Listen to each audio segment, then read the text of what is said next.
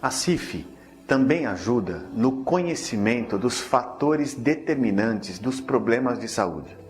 Esses fatores determinantes muitas vezes estão relacionados com os fatores ambientais e não com os fatores pessoais ou fatores biológicos das pessoas.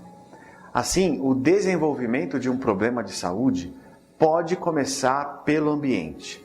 Analisar o ambiente, a situação do ambiente e a influência dele na vida da pessoa é essencial para se conhecer o estado de saúde de uma população. Por exemplo, é sabido que as populações de etnia africana têm maior tendência de desenvolverem hipertensão arterial. O gráfico que você visualiza na imagem é um gráfico que mostra a pressão arterial dos nômades do Quênia em comparação com funcionários públicos de Londres. Apesar de, biologicamente, os africanos terem mais tendência de terem hipertensão arterial, veja no gráfico que os hipertensos estão mais presentes nos funcionários públicos de Londres. Isso muito provavelmente se deve à influência dos fatores ambientais nas condições dessas pessoas, o que influencia no aparecimento das doenças. Assim, nós temos então dois conceitos. O primeiro de causa dos casos e o segundo, causa de incidência dos casos. A causa dos casos se relaciona com os fatores biológicos que podem gerar doença. A causa da incidência dos casos se relaciona com os fatores ambientais, com os fatores externos, que também são chamados de fatores determinantes, que fazem com que os problemas de saúde aconteçam. Assim, para que você conheça a situação de saúde e de funcionalidade de uma população, é necessário conhecer o ambiente no qual elas vivem e não apenas individualmente quais são as tendências biológicas de cada indivíduo dessa população. A CID e a CIF geram informações diferentes, por isso elas são complementares. Quando a CIF for utilizada apenas para determinar as consequências de uma doença, é necessário que se tenha cuidado, porque você pode estar se limitando às estratégias de risco. Esse cuidado precisa ser tomado para que o caso seja esclarecido de uma forma completa, considerando também os fatores determinantes. Ao se avaliar uma população inteira em relação ao seu estado de funcionalidade, independente da presença de doença, nesse caso, com certeza, você estará conhecendo os fatores determinantes e os riscos aos quais todas as pessoas estão submetidas. Durante o processo de criação da CIF, as suas antecessoras ICIDH e ICIDH2 foram criadas para classificar as consequências das doenças. Durante esse processo de criação, esse conceito mudou e a CIF se tornou uma classificação de componentes de saúde e não apenas considerando esses componentes como consequências de doenças. Eles também podem ser ou constituírem fatores que vão ter a doença como resultado final.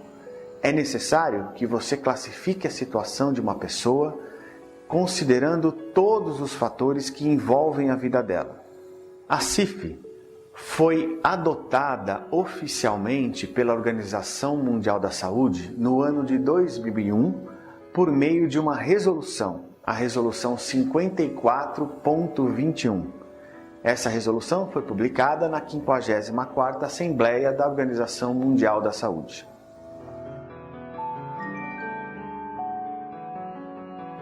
As classificações internacionais também têm outras serventias.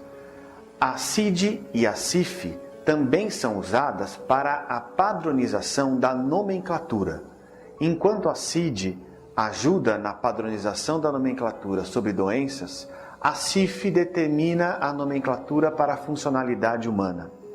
Ambas as classificações também podem justificar por que uma pessoa procura um serviço de saúde. Ambas também podem sofrer adaptações gerais ou novas versões para usos específicos.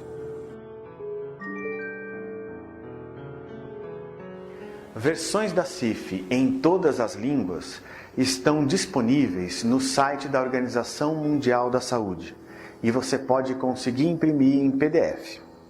No Brasil, existe o Manual de Utilização da CIF em Saúde Funcional, que é uma publicação da editora Andreoli.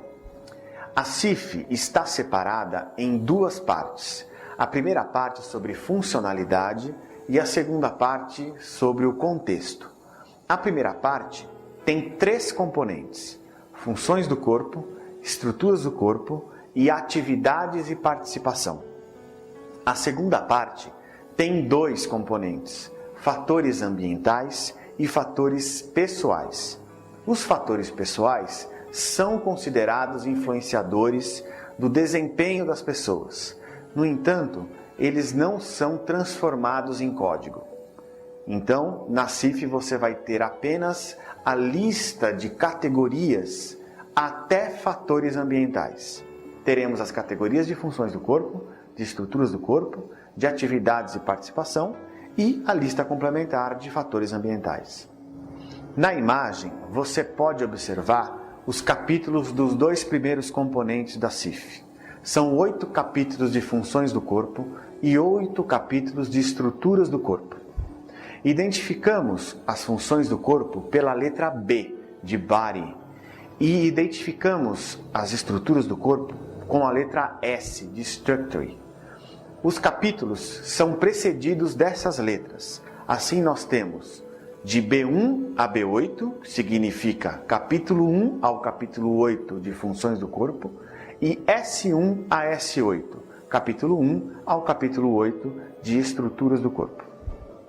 Agora você visualiza o componente de atividades e participação. Ele é identificado pela letra D, de Domain. São 9 capítulos. Você visualiza então do D1 até o D9.